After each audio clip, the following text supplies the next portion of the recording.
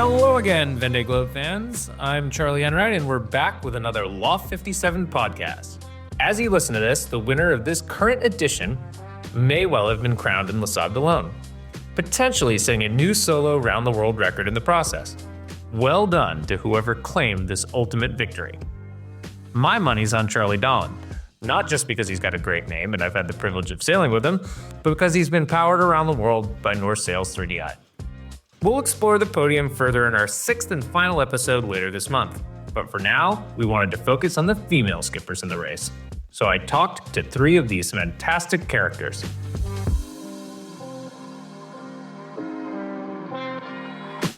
First up, I speak to Sam Davies. Now a race veteran on her fourth Vendée Globe, she's always full of positivity and fun. And our recent chat was no different. Hello. How are you?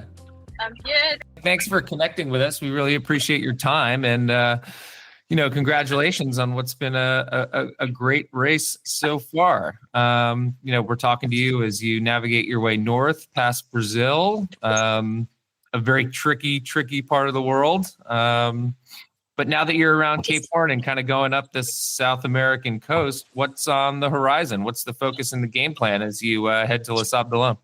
Well, yeah, thanks, first of all, Charlie. It has been a really great race, and so much better than 4 years ago when I had to abandon the race at just south of Cape Town, and I just sailed the whole course out of the results. And so, this is a big difference, and it's great to be racing.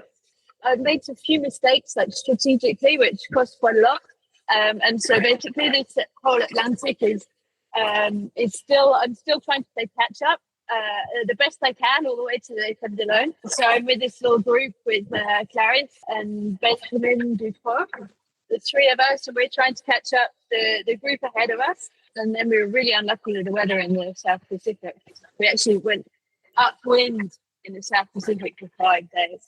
And so we basically, from missing just maybe 50 miles of the front, we ended up like 1,000 miles behind. So now it's catch-up time. And we've managed to catch up the group ahead of us quite well. With quite a good run for our group up the South Atlantic. And it's always a trap when you go around Cape Horn, you kind of think you're on the home straight.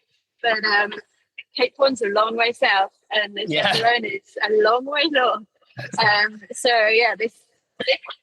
This part of the race is actually long with lots of obstacles and lots of, I guess, snakes and ladders. And so I'm trying to catch the ladders and miss the snake. Well, I mean, that presents opportunity, and it's certainly cool that you're focusing on the pack ahead and not looking over your shoulder, in terms of what's behind. Obviously some sailors in that front pack have had some equipment issues, recently, which must provide even more hope. I mean, how are you doing? I mean, how's your boat? Is everything in pretty good nick?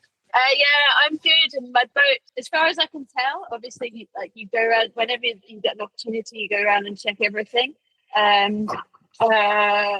There's a whole heap of wear and tear, as you can imagine, from sending it on these machines which are around the world. So, like my main sheet system, all the blocks they've all spat out their ball bearings, and so every day I just see another heap of ball bearings on the cockpit, at the back of the cockpit. So, like the main sheet whole system, I'm kind of praying that that's going to survive.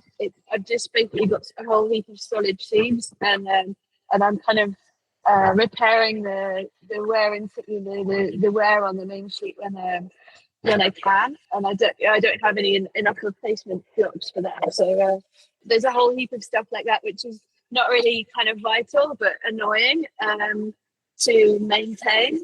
But I managed to keep the functioning part of the boat in a good state, and sails as well. So that's pretty good. I've still got all my sails.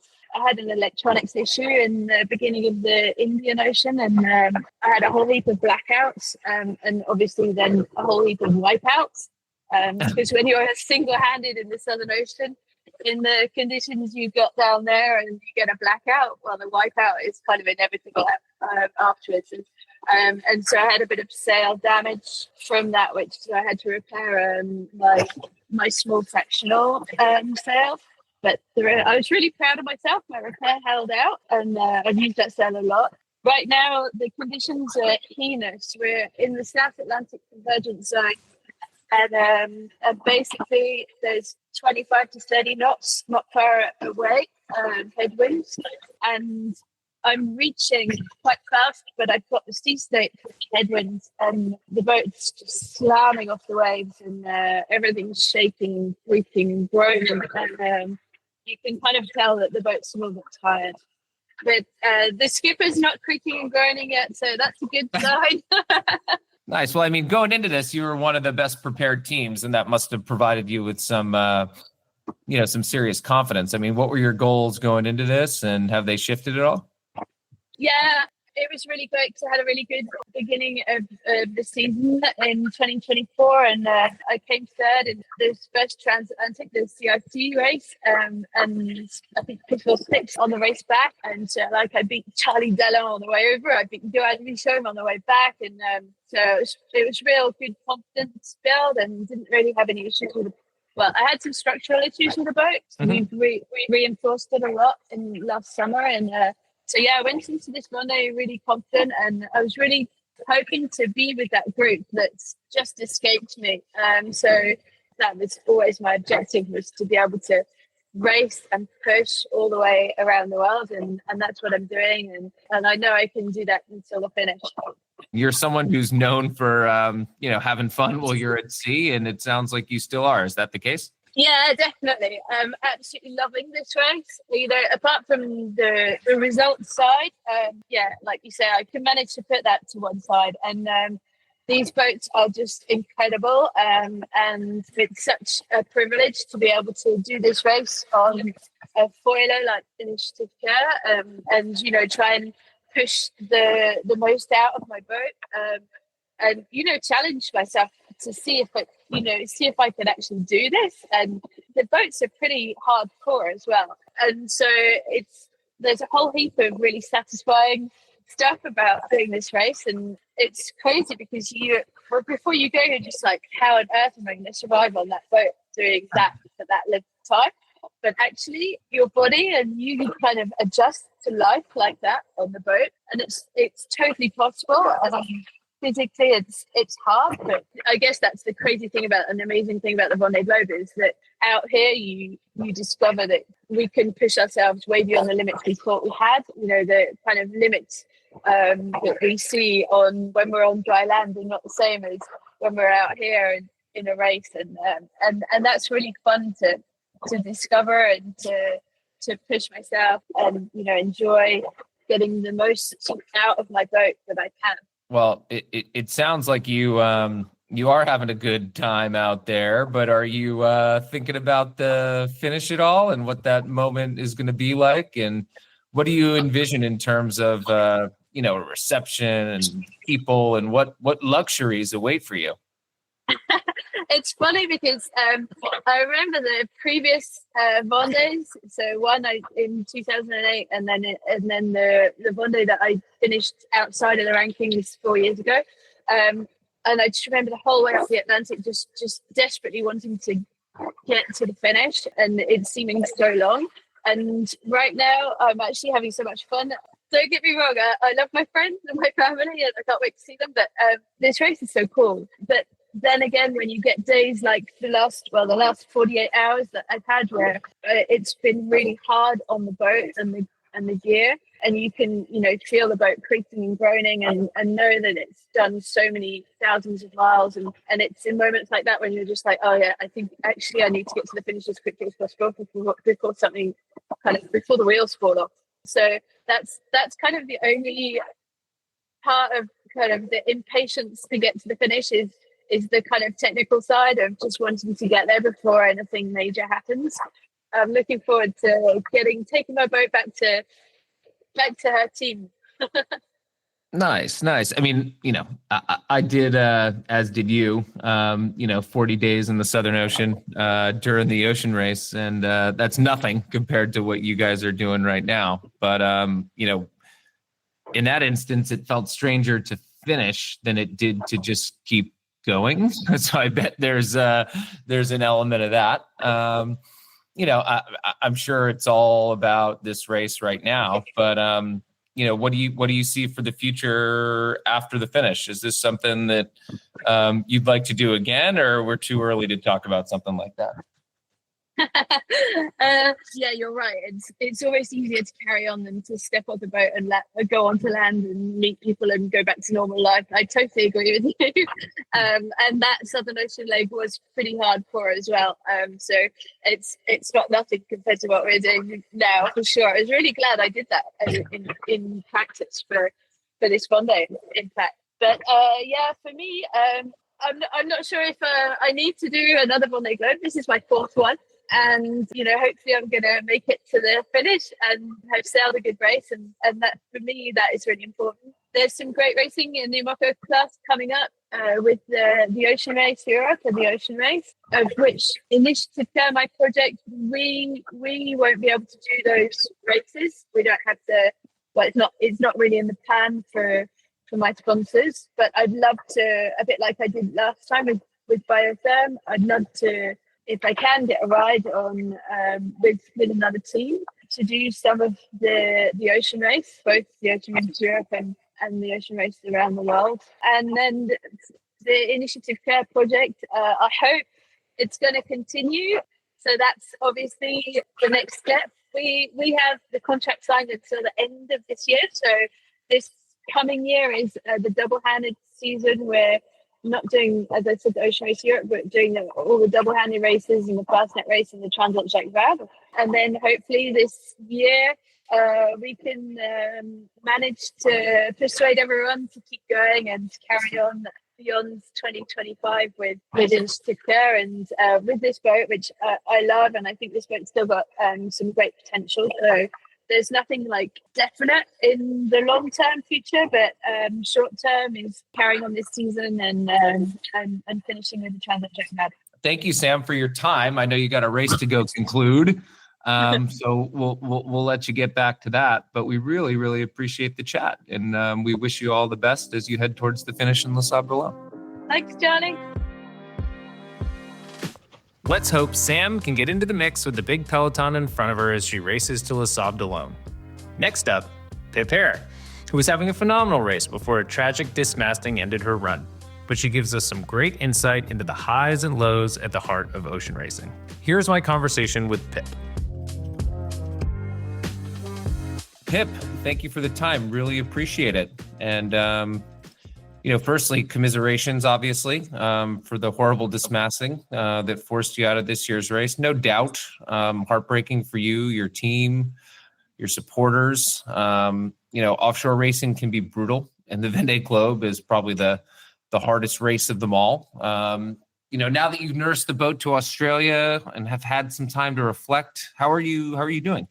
It's up and down. I mean, I think actually the best thing for me was that 2-week journey from dismasting to Melbourne, because it did give me a lot of time to process, and it's a big thing to process. We all accept that dismasting is something that can happen to us in inshore racing, offshore racing, ocean racing. We all know it's something that could happen. And, particularly in the IMOCA fleet, it's about 4 a year, which is 10% of the fleet. So it's out there, the big scary monster is out there. You just really kind of hope that it's not going to bite on a race like the Vendée. And to dismast where I did, as far away as possibly could have got, having gone through such a brutal Indian Ocean, really felt like I was finding my stride. It was painful it still is painful, but I'm finding my way back. I kind of found confidence and energy, and I had a lot of time to think while I sailed back to Melbourne, and I'm here and I'm ready to fight again, and off we go. Yeah, I mean, it's unfortunately, part of the game. But, until the dismasting, how would you sum up your race and your performance up until that point? I was pretty happy. I mean, I'd come back from not the greatest of starts, but that is my MO. I wish to God I could change it. And I wish it wasn't like that, but I always falter at the start and then remember who I am and come back. And I thought the North Atlantic I was really happy with. I had a good strategy. And actually, I was positioned in the top 10 until we got on to 2 weeks of reaching when the boats basically assembled into age order. So yeah, kind of the Atlantic I was happy with, and then the Indian Ocean was an unknown because the conditions were brutal, and flying a boat in those brutal conditions, I didn't know how I was going to take to it or how I was going to feel, because you can't replicate that, can you? You can't practice those conditions. You have to go there and experience it. And I was happy. I was happy with what I was learning, with how hard I was driving. And you know what? Because we'd all kind of assembled into packs. And when I dismasted, I'd done a load of routings. The pack ahead was slowing down. I saw an opportunity. I thought, yeah, we're going to get there. We're going to jump onto the back of the pack ahead. And I was really sure there was an opportunity to bridge that gap. And actually, I watched Benjamin Mettraux do exactly that. And so it kind of fills me with a confidence that I was right. So, yeah, I mean, I was really enjoying the race and moving in the direction I wanted to. And I was pretty proud of what I'd achieved. Yeah, I think you were out into the west in the North Atlantic and having a great race. And I'm sure when you set out from Les Sables d'Olonne, the goal was to cross the finish line. But what other goals had you set for yourself? And until the point of dismasting, do you think you were meeting your expectations? So my goal was to be in the top 10, because that's kind of where we'd been working our way towards for the previous 3 years. And in the New York Vendée, I finished 9th, and it was a 9th having been in the top 10 consistently for the race. So, I very much wanted to be in the top 10 and felt the boat was capable. But what was really surprising, and still is surprising, about this race was how few dropouts there were. My kind of top 10 ranking was based on the fact that, some people would drop out. Some attrition. Yeah, exactly. Yeah. And that hasn't happened. So I think, maybe top 10 might not have been possible, but I think maybe 11th. I'm kind of benchmarking against Benjamin. He's very much who I think I would have ended up with. And I think he's a good chance of coming in 11th. Well, maybe we can zoom out for a minute here. Can you talk to us just a little bit about how hard it is to build a Vendée campaign, which is years in the making? Oh my, yes, it really is. It's kind of, everyone just logs on and sees the end of a lot of hard work. And for me, it was, this is my second Vendée. And I guess it was kind of a 2-stage approach. Stage 1 was I just wanted to get on that start line, whatever it looked like. I just needed to make it happen. And so my first campaign was in a knackered old boat. I started with a £25,000 bank loan, running everything alone, doing all the maintenance and the training and everything, and then you have this ridiculous race to even get to the start line, to find the funding, to finish the qualification. And you get so absorbed in this battle to get to the start that kind of when you hit the line, you're kind of almost sideswiped by this, oh, right, I've got to sail around the world now. But actually, my 2020 race I did find a title sponsor far enough away from the start to make a difference to the way we prepared the boat, which allowed me to outperform the boat during the race, which was, just an incredible opportunity. And I think it then developed the platform for me to go on and build a professional team. And so then from 2021 to 2024, I was working on myself as a sailor, building a team in the UK, where we haven't had a lot of teams before, and there isn't this collaboration and this sharing of resources that you get in France. Mm-hmm. And many of my, so I kind of blended my team, making sure that I was bringing young people in who needed the experience to start their careers, and then older people who'd been there and done it.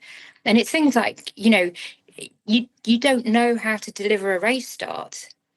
You don't know what it's like to put the whole team on the road, all of your tools, your spares, take them all to another country, turn up in a race village where millions of people are going to walk past you every day, prepare the boat, deal with the media, get out on the start.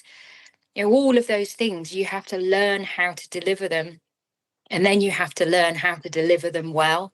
Mm-hmm.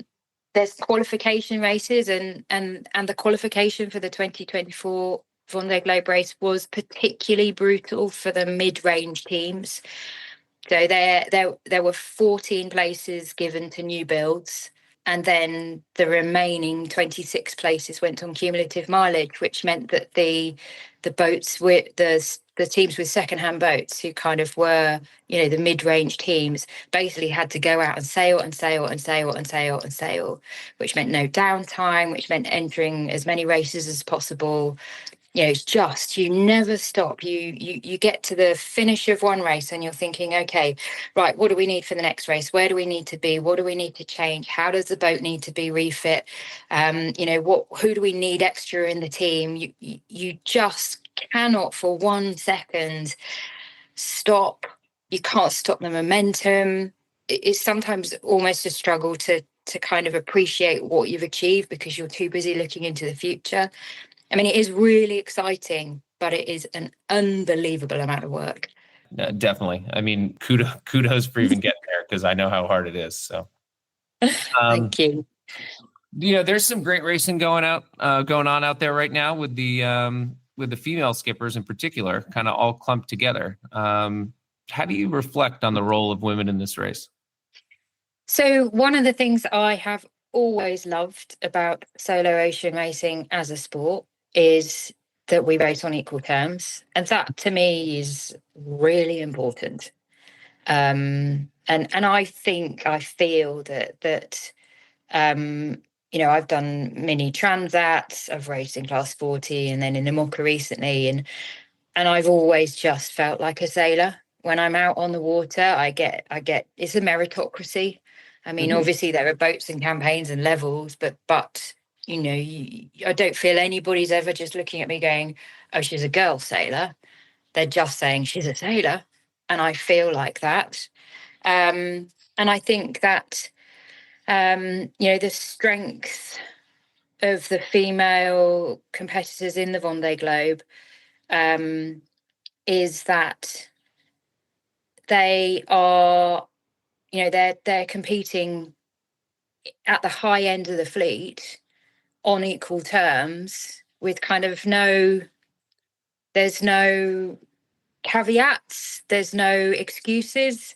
They're absolutely demonstrating why they're there, and why it can be equal in our sport. And I think that's a really powerful, it's much more powerful to show it than to say it, I would say. And yeah, I mean, I've been super proud to be part of this fleet and see an over-representation of women in, one of the hardest disciplines there is. Yeah, definitely. I was fortunate enough to talk to Justine a couple days ago, and I've done a ton of sailing with her, obviously, and it's yeah, great to see her having such a strong race. So Well, what's next for you, and what's next for the boat? Are you keen to get back out there for 2028, or is it all too early to tell at this stage? Oh no, Charlie, I'm there.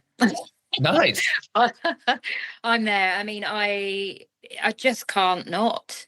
There is an element of unfinished business in that. It hurts. I didn't finish this one. Of course, I want to go back and prove to myself that I can. But also we're at such an exciting time with this class, and I want to stay a part of that. Mm-hmm. My team is still quite young. We've only been in existence for just under 4 years, and we're already punching top 10. And so I want to see where the team can go next. And this is my sport. This is the sport I've dedicated my whole life to, and I'm not ready to walk away from that. I learned so much on this race. I know there's more to learn. I know I've got more to give. I cannot think of a future that doesn't involve ocean racing. And for me, that is the Vendée Globe.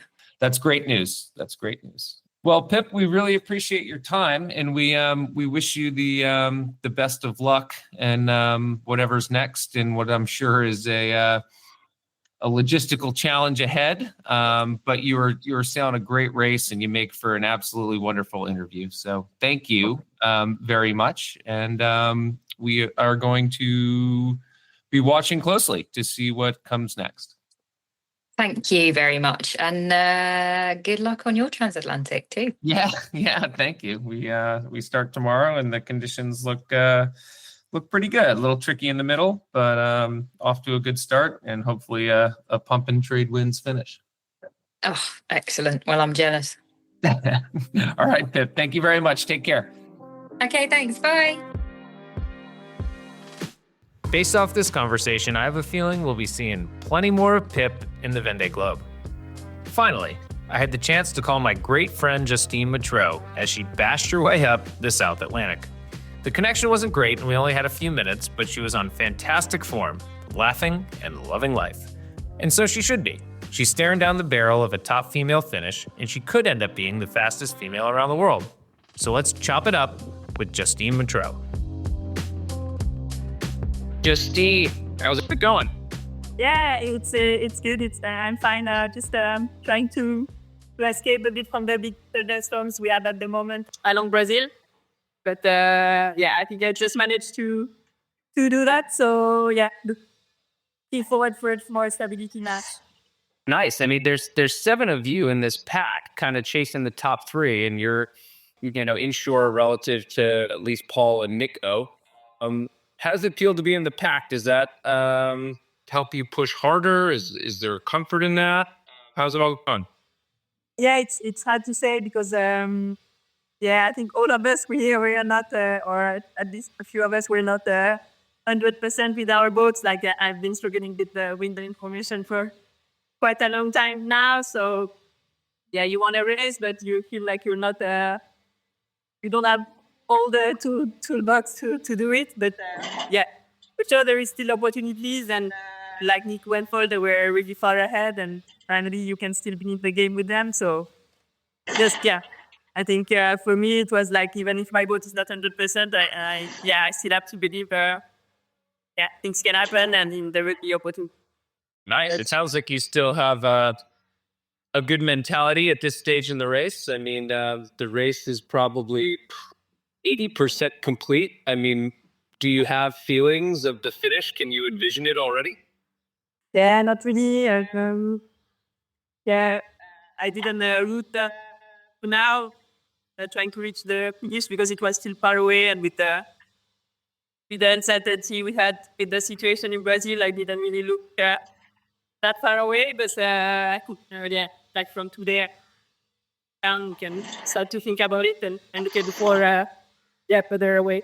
It seems like the pack behind you is Sam, Clarice, and Benjamin Dutroux. Are you thinking about them at all, or is it all looking forward for you at this point? I think I've been looking at them a bit earlier on because, when we were setting up with Along Argentina, like they were doing everything downwind, and there was a possibility that they would just catch up on us. But I think now, like they're pretty far behind, and if we manage to get the trades, then we're gonna stretch again. Is there a part of you that's thinking about the prospect of being the top female finisher in the race, or is it just about every day at a time? I think it's a bit every day in a time for sure. I think when you run Cape on, you start at projecting, thinking a bit about the finish, but I really try to forget about that and take day by day, and every day I had these difficulties lately.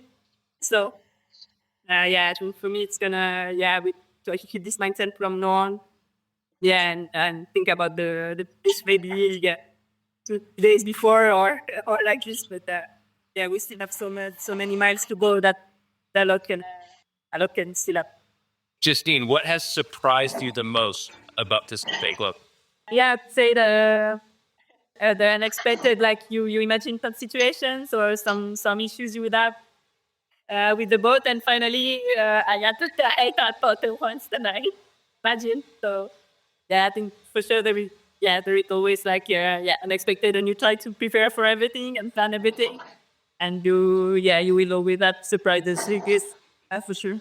But at the end of the day, even though it's hard and things potentially go wrong here and there, you're still having a good time, right?